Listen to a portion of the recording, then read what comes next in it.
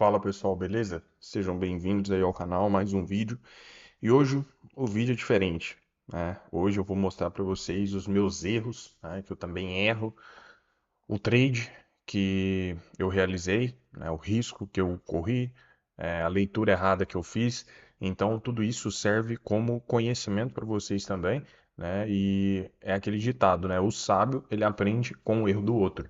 Então fica até o final porque o vídeo é diferente, mostrando o meu erro, né? O que eu fiz de errado aqui quando eu estava operando, tá? Então já deixa o seu like, se inscreve no canal, é muito importante, ativa os sininhos. Se você ainda não me segue no Instagram, o link está aí na descrição, passa a me seguir, eu posto bastante informação, bastante conteúdo lá também. E se você tem interesse nos meus treinamentos, o link está aí na descrição também. O que acontece, pessoal? Dia 7 de março, que foi exatamente na terça-feira, eu acabei pegando uma operação, inclusive eu postei essa operação no meu Instagram, né, ao qual eu não fiz a leitura correta, né, e eu corri um grande risco ao entrar nessa operação, porque quando a gente entra em uma operação com a leitura errada, a chance de dar ruim é muito grande, né, e o pior, quando nós entramos com a leitura errada, às vezes nós tomamos um stop desnecessário. E muitas pessoas, quando tomam um stop, ativam um gatilho mental, aonde a pessoa perde a mão e, dependendo, ele entrega tudo, né? Então, para vocês entenderem, né, como que aconteceu a contextualização. Primeiro ponto, pessoal, eu estava operando pelo celular. Muitas pessoas me perguntam, Arthur, o que você acha de operar no celular? Bom, pessoal, eu acho que é uma alternativa, principalmente para quem não tem computador, não consegue acompanhar gráfico ali, né, pelo notebook, computador, enfim. Mas entre computador e celular, infinitamente eu fico com o computador. Por quê? Porque a tela é maior, a leitura ela se torna mais tranquila, mais fácil. Olha para vocês verem como o erro sai às vezes de detalhes pequenos. Quando eu cheguei no mercado, né, quando eu estava olhando, ele estava aqui, ó, nessa região aqui, ó, bem aqui, nesse candle 34. E aí, como eu estava pelo celular, né, telinha pequena aqui e tal, o que eu visualizei?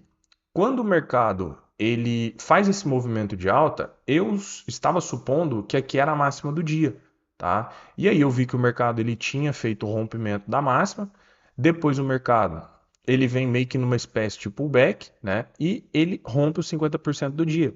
Até então eu estava com uma FIBO aqui, e aí eu enxerguei o mercado fazendo um pullback por baixo dos 50, bem aqui, ó, nessas regiões, ele batendo nos 50% e deixando gatilho, e aí eu decido assumir uma venda, porque eu entendi, eu enxerguei esse movimento como uma correção, um pullback nos 50 para continuação da queda.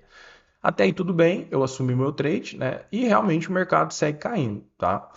Mas depois eu compartilhei essa operação no Instagram. E aí eu comecei a receber muitas pessoas. Pô, Arthur, mas como assim? Você operou no meio? Você sempre fala para não operar no meio, não sei o quê. Eu falei, ah, pô, mas tem mais de uma pessoa falando. Peraí. Aí eu vim e abri o meu gráfico, tá? Quando eu abri o meu gráfico, a primeira coisa que eu identifiquei, a máxima do dia não era aqui. A máxima do dia era aqui. E isso, pessoal, muda completamente o cenário da coisa. Por quê? Porque quando o mercado vem agredir aqui no candle 21, ele fecha acima, mas o 22 já devolve.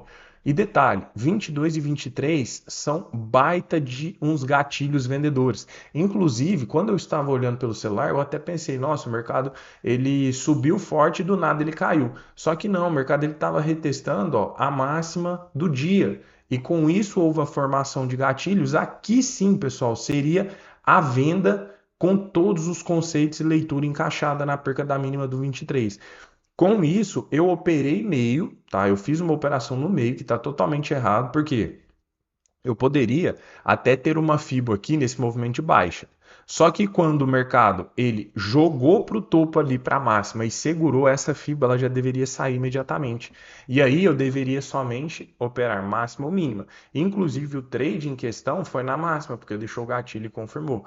Mas qual foi o meu problema? O meu problema foi que eu considerei este ponto aqui, ó, como se fosse a máxima do dia. E aqui não era a máxima do dia. A máxima do dia era nessa região aqui de cima.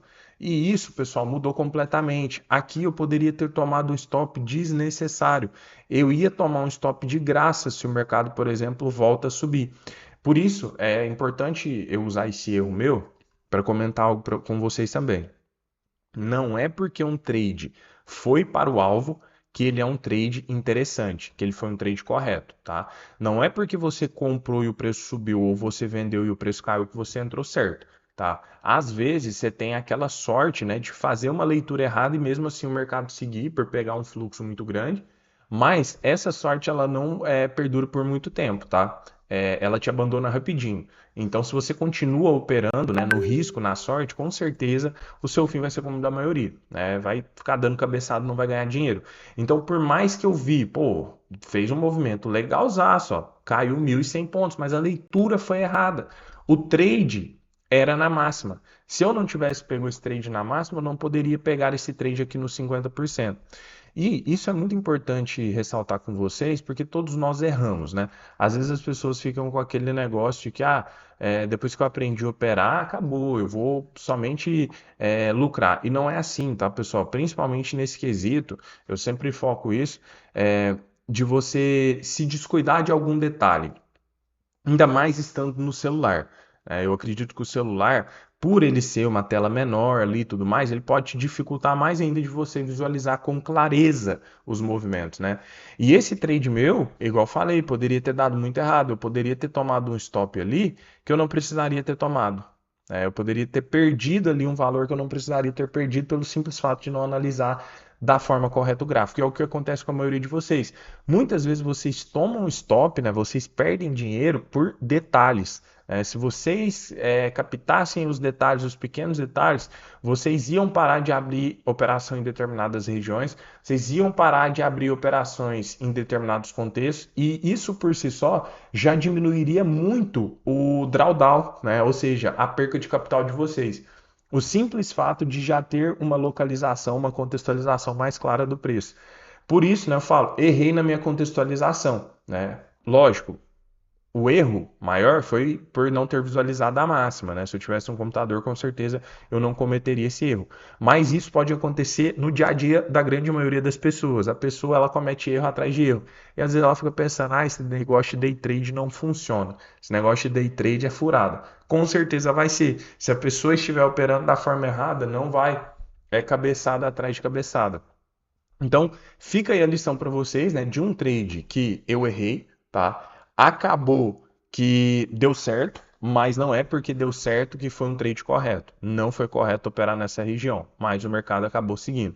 Então, lembre-se sempre disso também. Não é porque você comprou e o mercado subiu, que você vendeu e o mercado caiu, que você fez uma boa operação. Às vezes você só deu sorte, e essa sorte ela não te abandona rapidinho, tá certo? Então você quer aprender, você quer se tornar profissional mesmo no price action? Estuda, vai a fundo, começa a praticar. Obviamente, né? Você quer um mentor, você quer alguém que vive isso no dia a dia, conta comigo, tá? Eu tô aqui para ajudar também. Então é isso, pessoal. Tamo junto, um abraço e valeu.